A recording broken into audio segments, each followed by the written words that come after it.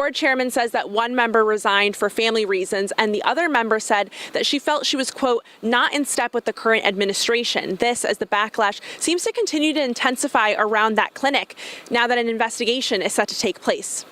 Region 14's Board of Education now left with 2 of its 6 spots vacant after resignations from members came in last week, just days after the board voted to launch an investigation into a vaccine clinic on January 20th to vaccinate school teachers and staff. To retain an outside investigator to examine the performance of the superintendent of schools, the central office administration with respect to the vaccination program. Onawag Teachers Association alleges board members, central office staff, and their spouses were among those who got the vaccine first that day.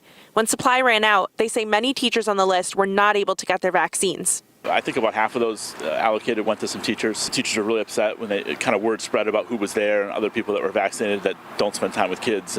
Superintendent Dr. Joseph Olzaki says the district's COVID officers sent 2 surveys to teachers, secretaries, administration, paraprofessionals, board members, volunteers, and custodians. One asking for interest in the vaccine and another asking about underlying conditions.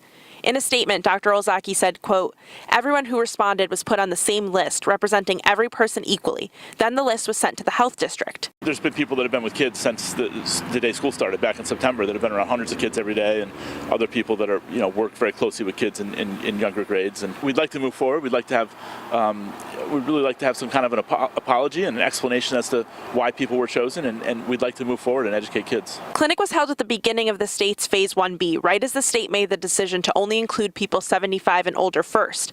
The Department of Public Health said some clinics were inadvertently able to make appointments for people outside of the category, in this case, essential workers. And that's how teachers and staff were able to get vaccinated in the first place. They're basically on the front lines, so I think they should be getting vaccinated. Keep doing what you're doing, and thank you so much. The Teachers Association held a vote and voted 186 to 6 in favor of a no confidence vote for the superintendent and for the COVID officer. Coming up at 5, I'll tell you what the Teachers Association says they want to see as the state moves a little bit closer to allowing teachers to get vaccinated again. In Woodbury, Gabby Molina, Fox 61 News.